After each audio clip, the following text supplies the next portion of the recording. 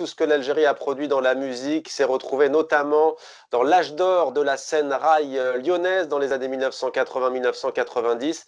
Un projet inédit baptisé Maghreb Cassette Club ressuscite cet âge d'or musical avec notamment Péroline Barbet qui est avec nous aujourd'hui dans Maghreb Orient Express sur TV5 Monde.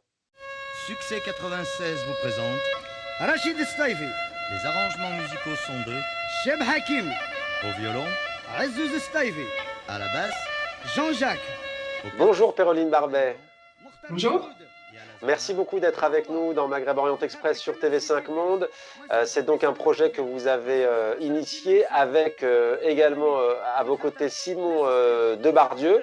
Alors vous êtes réalisatrice sonore, vous êtes également musicologue. Comment est née au fond l'idée de ce projet musical inédit d'exhumer, si l'on peut dire, tous ces chanteurs algériens, originaires d'ailleurs pour la plupart de l'Est algérien? Comment est née l'idée de ce projet?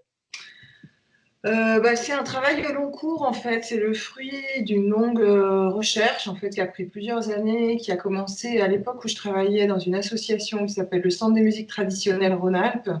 Ouais. Voilà, il y a presque 6 ou 7 ans. Et c'est un musicien de Lyon, Richard Monségu, qui est venu un jour avec une boîte à chaussures de cassettes qu'il avait collectées comme ça de manière un peu personnelle et au gré des rencontres, et c'était des cassettes de musique du Maghreb, de Lyon.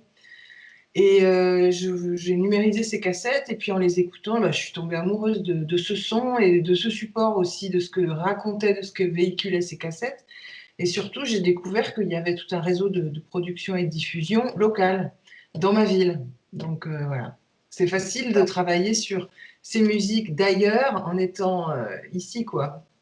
Alors, ces musiques d'ailleurs, en voyage, hein, il y a Sétif notamment, il y a Batna. D'ailleurs, les chanteurs, hein, Là-bas, Zahedi El Constantine. Batni, Batni, ça veut dire qu'il vient de Batna. On a aussi, par exemple, Nordine Staifi. C'est pas le seul d'ailleurs de Sétif, visiblement. Il y a beaucoup de patronymes comme ça, Staifi. Parlez-nous de ces musiciens, ces chanteurs, en fait. Qu'est-ce qui les caractérise? Parce qu'il n'y a pas que le raï, hein. Il y a de la pop, il y a Chaoui, il y a du disco aussi.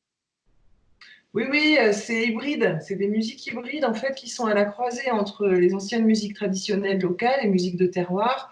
Et puis en même temps, c'est la période. Ce support cassette, il symbolise aussi une période historique entre la fin des années 70, début des années 80, jusqu'au milieu des années 90, où le son des musiques du Maghreb s'électrifie, s'amplifie, se métisse à d'autres sons, donc plus pop ou rock ou parfois disco. Enfin voilà, nous c'était ce qui nous intéressait sur ce vinyle, c'était de faire ressortir toutes ces curiosités sonores, toutes ces hybridations, toutes ces inventions débridées. Maghreb Cassette Club, c'est donc le titre de ce projet. Est-ce que on imagine que sociologiquement, vous avez aussi des choses à nous apprendre? On sait qu'il y avait bien entendu le fameux bistrot de Lyonnais et de la région, hein. C'est pas seulement Lyon, c'est toute l'agglomération lyonnaise, sa périphérie. Mettez-nous un peu de couleur. C'était quoi l'ambiance à l'époque? Ces chanteurs, ils se produisaient, il y avait des cassettes, mais ils se produisaient aussi dans des cafés, ils se retrouvaient? Alors, les musiciens en parlent aujourd'hui comme d'une période bénie où où la musique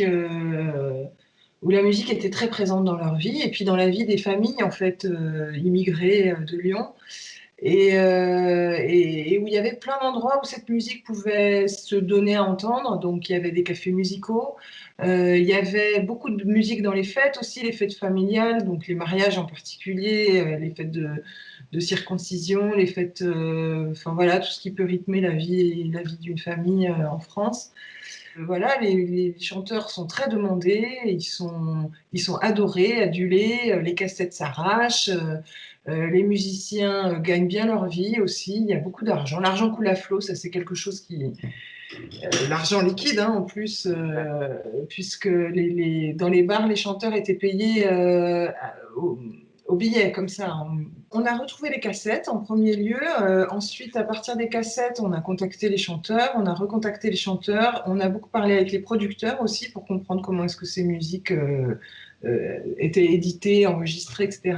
J'ai retrouvé aussi un propriétaire de studio à Villeurbanne chez qui pratiquement tous les chanteurs étaient passés. J'ai recueilli leurs récits, en fait, leurs récits de vie. Voilà, on a essayé de plonger un peu aussi dans les thématiques des chansons. Qu'est-ce qu'elles véhiculaient, qu'est-ce que ça racontait, tout ça. Elle parle beaucoup d'exil, elle parle évidemment d'amour, des désillusions aussi de l'immigré. Parfois, elle chronique aussi la vie politique française. Alors ça, c'est plus étonnant. C'est tout un patrimoine de la musique algérienne. C'est aussi, vous l'avez dit, toute une époque où ces artistes finalement gagnaient leur vie. Certains sont restés célèbres, d'autres sont tombés dans l'anonymat, dans l'oubli. Est-ce que vous avez des nouvelles de certains d'entre eux? Certains, hélas, nous ont quittés, d'autres non. Comment ça s'est Oui, passé? alors en fait, il y en a beaucoup qui sont restés vivre à Lyon, hein, qui se sont enracinés, qui ont fondé leur famille, qui ont des enfants aujourd'hui. Et donc, on les croise souvent aux abords de la place du Pont, donc cette place qui est un peu le lieu de convergence de tous ces producteurs et ces vendeurs de cassettes. Là, de la compile, il y a encore Rabah El Magnaoui qui est là, pas très loin d'ici, à Villeurbanne. Zaïdi El Batni qui est encore là. Il y a aussi Shabati le Jeune qui est là. Enfin voilà, il y a quand même beaucoup de musiciens qu'on peut encore voir et qui sont volontiers friands de raconter. Merci beaucoup, Péroline Barbet. Donc, Maghreb Cassette Club, eh bien, on ne va pas s'en priver. On va terminer en musique cette émission, Maghreb Orient Express. On se retrouve la semaine prochaine pour un nouveau numéro et on se quitte donc en musique avec Zaïdi El Batni.